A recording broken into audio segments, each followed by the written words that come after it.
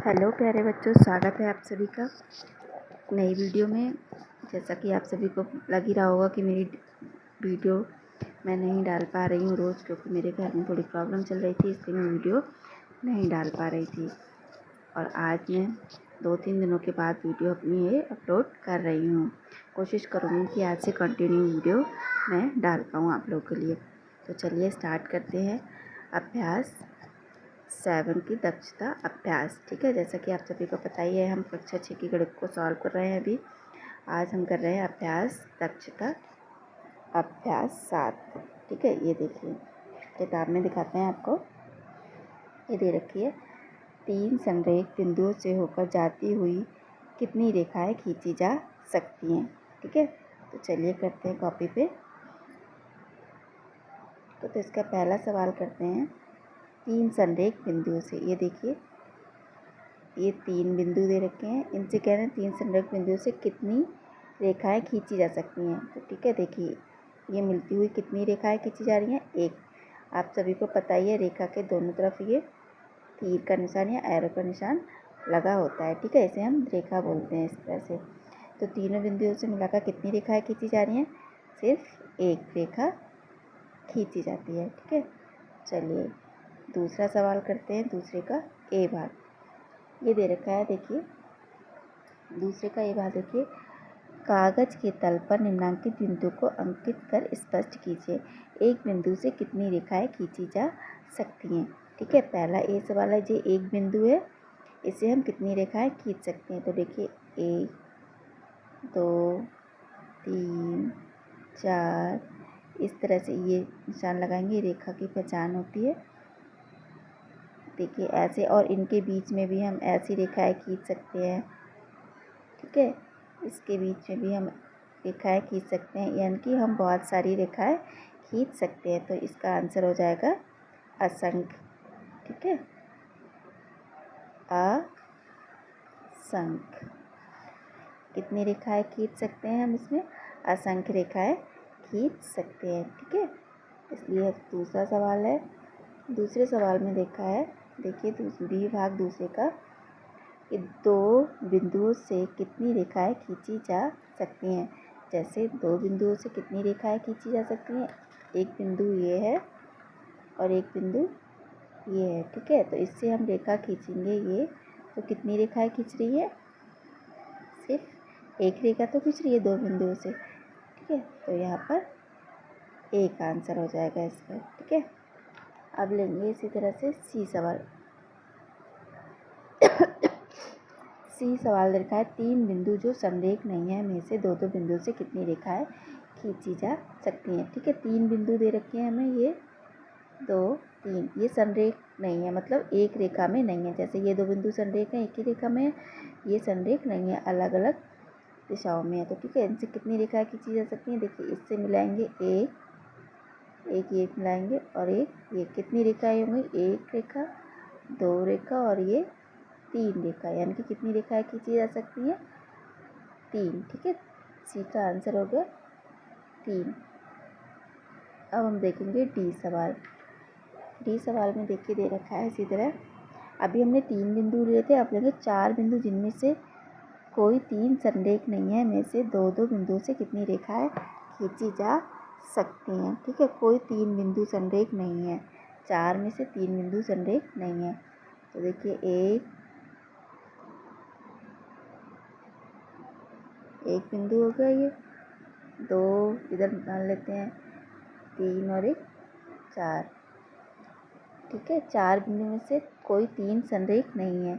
ये देखिए एक ये और एक ये, दोनों संरेख हो जाएंगे सीधे सीधे, और ये वाले 3 अलग अलग हो जाएंगे। ठीक है, वो हमें इन्हें मिलाना है आपस में, एक, यानी कि सारी बिंदुओं को आपस में हमें मिलाना है। ठीक है, 2 और ये देखिए 3 4, और ये देखिए ये सारे बिंदु आपस में एक दूसरे से जुड़ गए, तो कितनी रेखाएं हो गई इसमें, 1 2, एक छोटी वाली ये वाली 3 4 और एक ये 5 और एक वाली कितनी हो गई 6, यानी कि कुल कितनी रेखाएं खींची जा सकती हैं, 6 रेखाएं।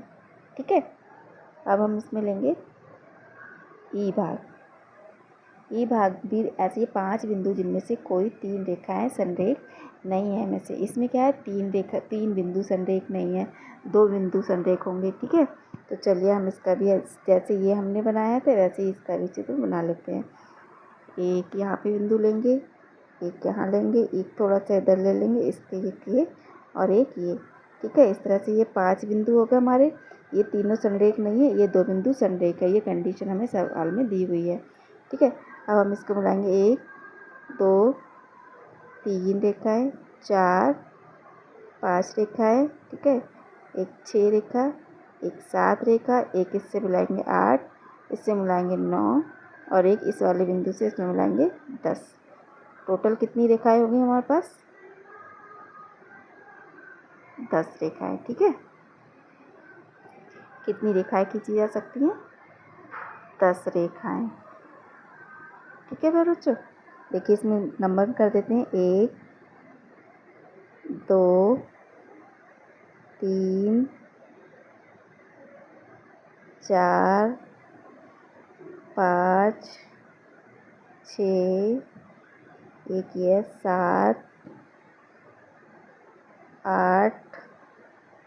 ठीक है, और एक ये 9 और एक ये हो गई पूरी 10 रेखाएं हमारे इसमें हो गई। ठीक है, अब चलिए सवाल नंबर 3 देखते हैं। सवाल नंबर 3 में दे रखा है स्तंभ ए तथा बी में सही जोड़े का मिलान कीजिए। ठीक है, तो ये देखिए टेबल मैंने यहाँ पे पहले से ही बना के रखी हुई है। मिलान करना है, देखने पहले लिखा है किरण। किरण कौन सी होती है? ये देखिए, ये किरण ये वाली हो जाएगी किरण, क्योंकि किरण में हमें पता है एक तरफ ही तीर होता है और एक तरफ तीर नहीं लगा होता है, ये किरण होती है। ठीक है, रेखा, रेखा में देखिए दोनों तरफ ये तीर का निशान होता है, ये रेखा हो गई। रेखाखंड, ये ए बी के ऊपर यहाँ पे ये रेखाखंड बना हुआ है, इसलिए ये रेखाखंड होगा। और बंद आकृति ये ए बी ए, ये देखिए बंद आकृति कैसी हो जाएगी? अब इसके हम नाम दे देंगे ए बी ए। ठीक है, ये कैसी हो गई? एक बंद आकृति होगी, इसलिए एक बंद आकृति होगी। ठीक है, अब सवाल नंबर 4 देखेंगे। सवाल नंबर 4 में दे रखा है किसी तल पर स्थित एक रेखा में कितने बिंदु हो सकते हैं।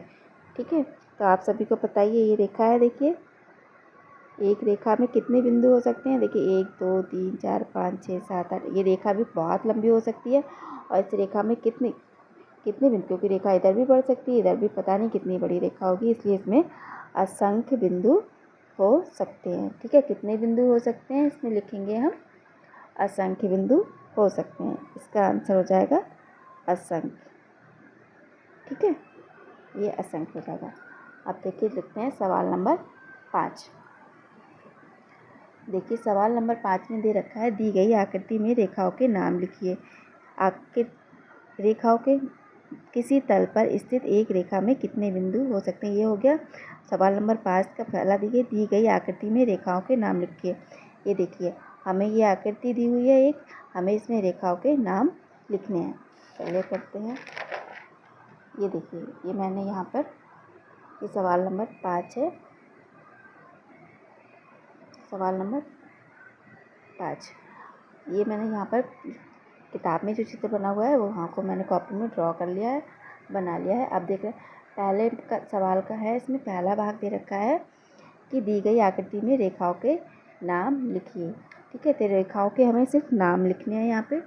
ये देखिए ये रेखा है ए और डी, एक ये रेखा हो गई हमारी ए और डी। तो ए और ये के ऊपर रेखा बनाएंगे, फिर हो जाएगी ए और बी, ये वाली भी रेखा हो गई एक ए और बी। ठीक है, फिर बी सी, एक ये रेखा है पूरी बी सी। ठीक है, चौथी हो जाएगी सी और डी, ये वाली सी और डी, ये पूरी रेखा हो जाएंगी सी और डी। इसके ऊपर रेखा का हम निशान बना देंगे जिससे पता चले ये रेखा दी हुई है। ठीक है, अब इसका दूसरा भाग देखिए। दूसरे भाग में पूछा है, ये देखिए दूसरे भाग में पूछा है आकृति की उन रेखाओं के नाम लिखिए जो बिंदु ए से होकर जाती है। आकृति की उन रेखाओं के नाम, ये देखिए हमारा बिंदु ए है। ठीक है, तो उन रेखाओं के नाम लिखने हैं जो बिंदु ए से होकर जाती हैं। ठीक है, तो देखिए बिंदु ए से होकर कौन कौन सी जा रही है, ए और डी, ए और डी और ए और बी, यही दो रेखाएं होकर जा रही हैं। ठीक है, तो कौन कौन सी हो गई, ए और डी रेखाएं और ए और बी रेखाएं, ये दो रेखाएं बिंदु ए से होकर जा रही हैं। ठीक है, ये दूसरा है, ये पहला। अब देखेंगे हम यहाँ, ये दूसरा भाग है इसका और ये थर्ड भाग दे रखा है। आकृति में बंद आकृति का नाम लिखिए। ये देखिए ये आकृति है, इसमें बंद आकृति कौन सी है, ये वाली बनी हुई बंद आकृति हमारी ए बी सी डी, यानी कि बंद आकृति कौन सी है, ए बी सी और डी, ये हमारी यहाँ पर बंद आकृति दे रखी है। अब फोर्थ सवाल है इसमें, आकृति के ए डी जे कैसी आकृति है, खुली है बंद है। देखिए के ए डी और जे, हमें ये वाली आकृति पूछी है। ये वाली आकृति कैसी है हमारी, ये देखिए ये एक तरफ से खुली हुई है, बंद बोलते हैं, ये चारों तरफ से बंद वाली आकृति को बंद, और एक तरफ से खुली है, तो इसे कैसी आकृति बोलेंगे, खुली आकृति। तो इसका आंसर हो जाएगा खुली। ठीक है, इसका फिफ्थ भाग है, आकृति के एल, आकृति के ए और एल कैसी आकृति है, खुली है या फिर बंद है। ठीक है, देखिए के ए एल, तो ये आकृति भी कैसी है हमारी, खुली हुई है, ये वाली के ए एल। अगर ये यहाँ से बंद होती तो इसको बंद करते। ठीक है, तो ये वाली आकृति भी हमारी खुली हुई आकृति है, तो इसका आंसर भी कैसा हो जाएगा, खुली हुई आकृति। ठीक है, अब चलिए सवाल नंबर 6। ये देखिए सवाल नंबर 6 का भी मैंने यहाँ पे ये चित्र बना लिया है। अब इसका भी हम पहला भाग देखते हैं। सवाल नंबर 6 का पहला भाग है, देखिए इसमें पूछा है, पार आकृति में एक बिंदुगामी रेखा है और उनके संगमन बिंदु को लिखिए। पार्श आकृति में एक बिंदुगामी रेखा है और उनके संगमन बिंदु, यानी कि बिंदुगामी रेखा है यहाँ पे, ये बिंदुगामी रेखा क्या, यहाँ पे बहुत सारे रेखाएं जाती होती हैं, वहाँ से आपको बिंदुगामी रेखा बोलते हैं। ठीक है, ये बिंदु है, इससे बहुत सारी रेखाएं बोलते हैं, तो इसे बिंदुगामी बोलेंगे, यानी कि बहुत सारी रेखाएं जाती हुई। ठीक है, पार्श आकृति में एक बिंदुगामी रेखा है और उनके संगमन बिंदु लिखिए। ठीक है, तो इसमें देखिए संगमन बिंदु क्या लिखेंगे हम, ये वाला लिखेंगे, संगमन बिंदु ए, बिंदु लिख लेते हैं यहाँ पे, बिंदु ए। ठीक है, ये वाला बिंदु लेंगे। ठीक है, और इसकी बिंदुगामी रेखाएं लिखेंगे यहाँ पर, बिंदुगामी रेखाएं। देखिए इसमें बिंदुगामी रेखाएं कौन कौन सी हो जाएंगी, कौन कौन सी रेखाएं जा रही हैं, ये देखिए ए से एक रेखा एल जा रही है, ये वाली रेखा देखिए बिंदु से होके जा रही है, और एक एन, ये वाली रेखा जा रही है, और एक ये क्यू रेखा जा रही है। तो कौन कौन सी रेखा जा रहेंगी, एल, क्यू और एन। ठीक है, ये वाली रेखाएं हो जाएंगी, कौन से बिंदु, संगमन बिंदु से ए। इसी तरह से हमारा दूसरा बिंदु दे रखा है बी। ठीक है, ये वाला दूसरा बिंदु देखा है, संगमन बिंदु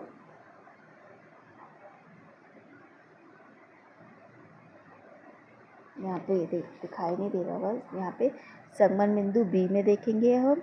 ए में देखा था हमारे पास, देखिए ए से कौन कौन सी रेखाएं जा रही थी, एल जा रही थी, क्यू जा रही थी, और ये हमारे पास ये वाली एन, क्यू और एल। ठीक है, अब बिंदु बी पे देखेंगे कौन कौन सी रेखाएं, देखिए ये एम जा रही है, पी जा रही है और ये टी जा रही है। ठीक है, कौन कौन सी हो जाएंगी फिर इसमें रेखाएं, यहाँ बिंदुगामी रेखाएं लिख लेते हैं, इसकी बिंदुगामी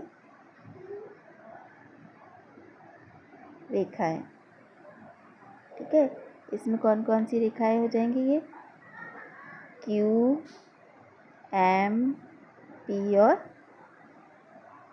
टी। ठीक है, ये देखिए पी, टी और ये वाली क्यू और एम।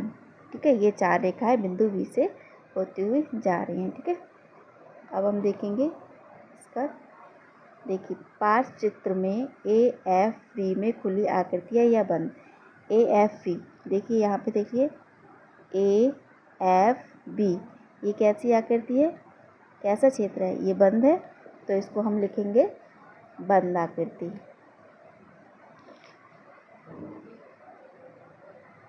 ठीक है, सेकंड का हो जाएगा बंद। पूछ रहे कैसी आकृति है, तो यहाँ लिख देते हैं साफ साफ बंद आकृति। ठीक है, इसका थर्ड भाग देखिए। थर्ड भाग में पूछा है कि पार्श्व चित्र में F D D dash P कैसा क्षेत्र है और यह खुली आकृति है या बंद आकृति है। ये देखिए एफ ये डी डी डैश पी, तो देखिए यहाँ से ये बंद नहीं है, तो इसलिए क्या है, ये खुली आकृति है। कैसी आकृति है, ये खुली, यहाँ पे लिख सकते हैं खुली आकृति। ठीक है, ठीक है प्यारे बच्चों, इस तरह से ये अभ्यास 7 दक्षता वाली जो अभ्यास थी वो कंप्लीट होती है। मैंने अपनी तरफ से बहुत कोशिश करी है आप लोगों को बहुत ही आसान शब्दों में समझा सकूं। अगर आपको मेरी वीडियो पसंद आए तो please like share and subscribe ज़रूर कीजिएगा, ताकि मैं और भी अच्छी वीडियो आप लोग के लिए बना पाऊँ। Thank you for watching.